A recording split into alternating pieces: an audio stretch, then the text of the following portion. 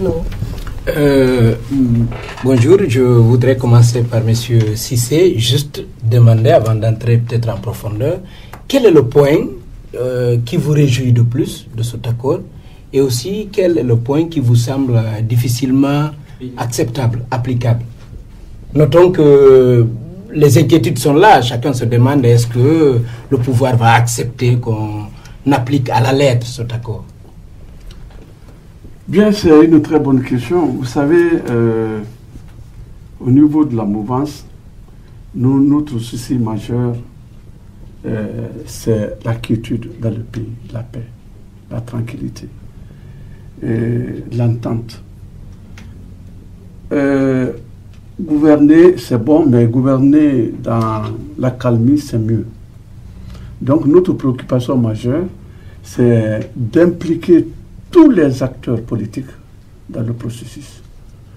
Et que la contribution des uns et des autres va nous permettre de faire un bond en avant.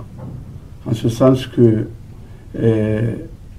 l'opposition représente une force et il ne faut pas faire démarrer le train sans cette force.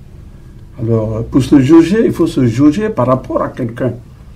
Et une fois que tu es bien jaugé, généralement, le réconfort politique et moral est là. Et c'est ce que nous recherchons fondamentalement. Alors, moi, je pense qu'il ne s'agit pas de crier victoire pour dire nous avons la majorité absolue à l'Assemblée si, par exemple, les élections se sont passées dans de mauvaises conditions. Bien dit donc, M. Cissé. Voilà, il y en a qui, dans les coulisses, ont aussi contribué à l'aboutissement de ce dialogue politique dans notre pays. Je veux parler de nos braves femmes qui ont aussi ajouté leur grain de sel à cette étape importante du processus électoral. Qu'ont-elles fait? Pourquoi cette action des femmes? Je vous invite à suivre Mme Namfadima Magasuba, elle est porte-parole de ce comité de femmes. A tout de suite. Nous avons joué un rôle de médiation, à vrai dire, parce que nous avons constitué notre groupe d'une trentaine de femmes et nous avons commencé à mener les démarches auprès des partis d'opposition, auprès des leaders politiques au moment où personne n'osait se lever.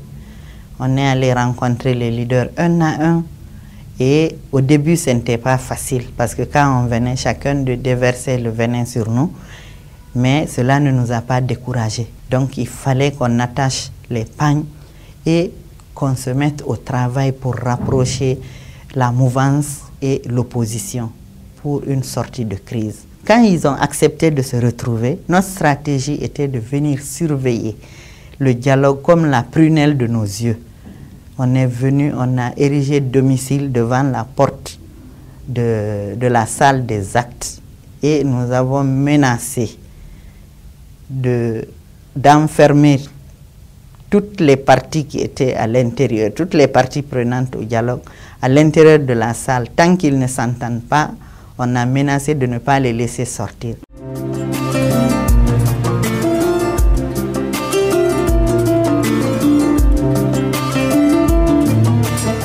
Voilà donc, nous venons ensemble de suivre Mme Namfadima Magasuba qui nous parlait de cette action noble qu'a fait les femmes, n'est-ce pas, au Palais du Peuple pour une issue heureuse de ce dialogue.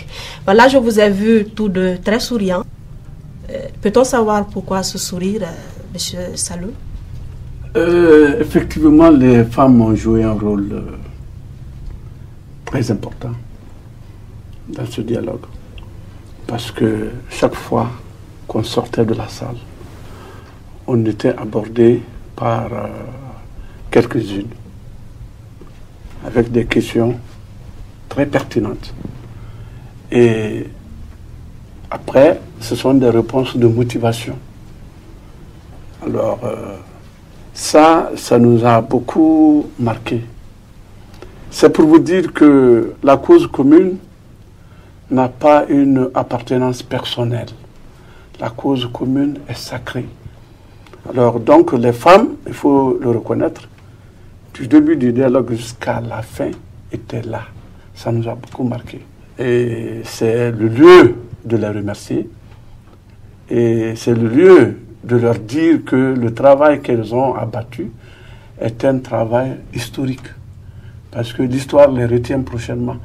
Mais ces femmes-là, vous savez, la femme en Guinée a joué toujours un rôle très prépondérant. Ça ne date pas d'aujourd'hui. Ça ne date pas d'aujourd'hui.